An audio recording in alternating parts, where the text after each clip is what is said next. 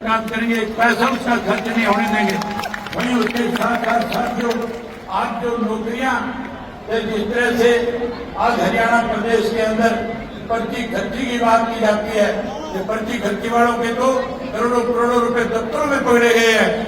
वहीं उसके साथ साथ आज अनुसूचित जाति के लोगों को, आज बैकवर्ड क्लास के लोगों को आज कौशल रोजगार योजना के तहत नौकरी से वंचित किया जा रहा है। हम इस कौशल रोजगार योजना को खत्म करेंगे, पक्की नौकरी का प्रबंध करेंगे। और वहीं उसके साथ साथ जो आंगनवाड़ी वर्कर है, उसके साथ साथ जो आपकी आशा वर्कर है, और उसके साथ साथ जो सफाई का कर्मचारी है, और उसके साथ जो आपका नरेगा का कर्मचारी है, हम उनको पक्का करने का काम करेंगे। वहीं नरेगा के मजदूर की दिहाड़ी 600 रुपया करने का काम करूंगा, और उसके साथ 365 दिन काम मिले इसका भी इंतजाम करके देने का काम करूंगा। वहीं साथियों, गरीब आदमी को 100 गज के प्लाट देंगे। चौधरी देवीलाल आवास योजना के तहत आपको पक्का मकान बना करके भी देने का काम करेंगे। वहीं आज हर व्यक्ति पोर्टल से दुखी है, परेशान है, हर कोई पोर्टल बंद करवाना चाहता है। मैं आपसे पूछना चाहता हूं, क्या आप भी पोर्टल बंद करवाना चाहते हो कि नहीं चाहते हो? अगर पोर्टल बंद करना चाहते हो तो बोल के बताओ पोर्टल बंद होना चाहिए। आप पोर्टल बंद कराना चाहते हो, सरकार बनाओ, सारे पोर्टल खत्म कर देंगे। केवल और केवल राशन कार्ड होगा, जिससे आपको सारी सुविधाएं प्रदान करने का काम करेंगे। ये सारी बातें आपके सामने कहने के लिए आज आपके बीच में आया हूं। मैं उम्मीद करूंगा कि 5 तारीख तक दोनों पार्टी के कार्यकर्ता सारे के सारे साथी जो है लगातार 5 तारीख तक एक घर में जाएंगे। और जो बातें मैंने सारे के सारे साथी जो है लगातार 5 तारीख तक एक घर में जाएंगे। और जो बातें मैंने आपके बीच में कही है, उन बातों का प्रचार और प्रसार करेंगे, लोगों का दिल जीतेंगे, और फिर से 20 साल का संन्यास खत्म करेंगे, और इंडियन नेशनल लोकदल पार्टी और बहुजन पार्टी को सत्ता में लेकर के आएंगे। मैं जब यात्रा पे था, जब मैं परिवर्तन यात्रा कर रहा था, सावन का महीना था, नरवाना विधानसभा क्षेत्र के गांव में आया था। मेरी माताएं बहनें टोलियां बना करके मुझे कभी किसी दरख्त के नीचे बैठे मिल रही थी, कोई मंदिर में बैठी मिल रही थी, कोई किसी दरवाजे में मिल रही थी। मैं उनसे पूछ रहा था कि आप यहाँ बैठ करके क्या कर रही हो? कह रही है सावन का महीना है, हम सत्संग कर रही हैं। मंदिर में बैठी मिल रही थी, कोई किसी दरवाजे में मिल रही थी। मैं उनसे पूछ रहा था कि आप यहाँ बैठ करके क्या कर रही हो? कह रही है सावन का महीना है, हम सत्संग कर रही हैं। मैंने कहा इस सत्संग के लिए कोई जगह नहीं है। कहने लगी हमारे पास कोई जगह नहीं है। मैं माताओं बहनों को विश्वास दिलाता हूँ, सरकार बनने के बाद हर गांव के अंदर माताओं और बहनों के लिए सत्संग भवन बना करके भी देने का काम करूंगा।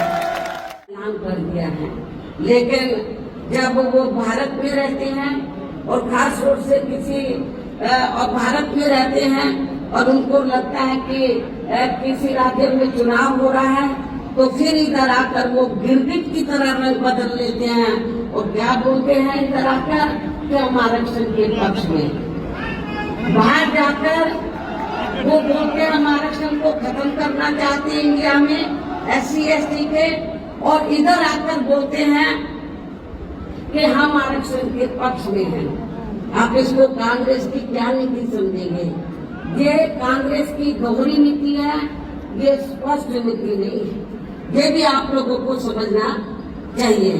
तो ऐसी कांग्रेस पार्टी जो SC ST के आरक्षण के बारे में कहती कुछ और करती कुछ है, तो आपको इस पार्टी को, जो इस बार हरियाणा में तो विधानसभा का चुनाव हो रहा है, इस चुनाव में खास तौर से दलितों को इनको सबक सिखाना बहुत जरूरी है। इसलिए इन वर्गों के लोगों को बाबा साहब डॉक्टर भीमराव अम्बेडकर द्वारा जो इन्हें आरक्षण का ये संविधानिक अधिकार मिला है, ये कोई कांग्रेस ने नहीं दिया। ये परम पूज्य बाबा साहब डॉक्टर अम्बेडकर ने SC ST वर्गों के लोगों को जो आरक्षण की सुविधा दिया है, ये संवैधानिक अधिकार परम पूज्य बाबा साहब डॉक्टर अम्बेडकर ने आप लोगों को दिया। तो इसे बचाने के लिए अब इन सभी विरोधी पार्टियों को या आपके हरियाणा प्रदेश में हो रहे विधानसभा आम चुनाव में कभी भी अपना वोट नहीं देना है। यदि आप लोगों को इससे बचाना अपने आरक्षण को, तो आप लोगों को कांग्रेस, बीजेपी एंड कंपनी के लोगों को मामले में वह हर स्तर पर सभी विरोधी पार्टियों की रही सरकारों में उनकी ही जातिवादी, संकीर्ण व पूंजीवादी सोच होने के कारण काफी ज्यादा उपेक्षा की गई। इसके अलावा हमारी पार्टी की नई सरकार ने वहाँ विभिन्न क्षेत्रों में लगे लोगों के साथ साथ छात्रों, युवाओं, महिलाओं व बुजुर्गों आदि के हितों में भी अनेकों महत्वपूर्ण व ऐतिहासिक कार्य किए हैं, जिनसे उन्हें काफी ज्यादा लाभ पहुंचा है। और इतना ही नहीं, आपके हरियाणा प्रदेश में तो कांग्रेस केवल थोड़ी सी जगह देने की बात करती है। जो आवासीय लोग हैं जिनके पास अपने जमीन नहीं है घर बनाने के लिए, वो थोड़ी से कुछ गज देने की बात करती है कि ये जमीन हम यहाँ के गरीब लोगों को देंगे। लेकिन आपको जानकर खुशी होगी कि जब उत्तर प्रदेश में बीएसपी की सरकार थी तो हमारी पार्टी की सरकार ने केवल उनको खाली जमीन नहीं दी, बल्कि जमीन पर उनके 2-2 कमरों के पक्के मकान भी सरकार की ओर से फ्री बनाकर दिए। और जहाँ पर इनको ये पक्के मकान बनाकर दिए, उनकी बस्ती डेवलप की, शिक्षा, चिकित्सालय, अन्य और सभी सुविधाएं हमने वहाँ इन लोगों को उपलब्ध कराई थी। केवल खाली प्लॉट नहीं दिया था, हमने पक्के मकान बनाकर दिए और जो रोजमर्रा की जरूरतें हैं उनको भी हमने उनकी बस्तियों में पूरा किया। और इतना ही नहीं, आपको याद होगा जब माननीय श्री कांशीराम जी जीवित थे और हरियाणा प्रदेश में आते थे, आप लोग बड़े दुखी थे कि हमारे पास रोटी रोटी के साधन नहीं है, हमारे पास खेती करने के लिए जमीन नहीं है। तो उस समय आप लोग एक नारा लगाते थे कि जो जमीन सरकारी है वो जमीन हमारी है। आप लोग एक नारा लगाते थे, लेकिन वो नारा आपका पूरा नहीं हो पा रहा था हरियाणा में। और ये कब होगा? जब आपकी सरकार बने। लेकिन जब उत्तर प्रदेश में 4 बार हमें सरकार बनाने का मौका मिला, तो उत्तर प्रदेश में हमने बड़ी सारी बधाई एवं शुभकामनाएं देते हुए अपनी बात यही समाप्त करती हूँ। धन्यवाद। जय भीम, जय भारत।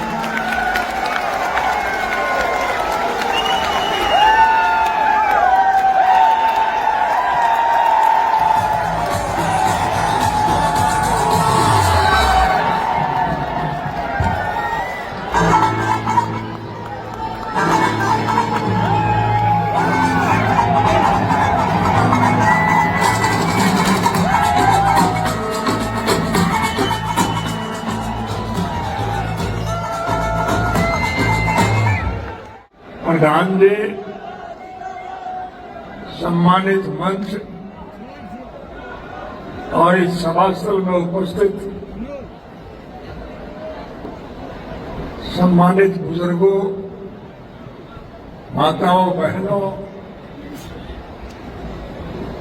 नौजवान साथियों और इस कृषि प्रधान देश के उज्जवल भविष्य के बच्चों,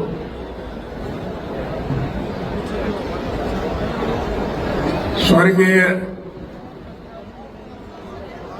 चौधरी देवीलाल जी के 110वें पवित्र जन्म दिवस के सिलसिले में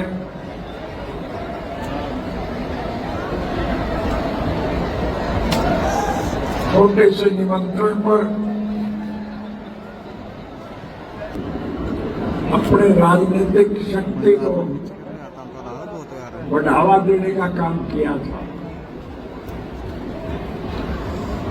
हमारा ये देश कृषि प्रधान देश है। इस देश की अर्थव्यवस्था केवल खेती पर टिकी हुई है। किसान खुशहाल है तो देश माला माल है, और अगर किसान कंगाल है तो देश का बुरा हाल।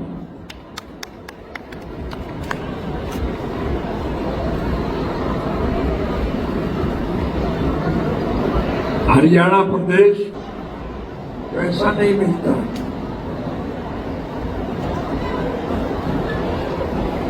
लेकिन उस गन्ने को पीने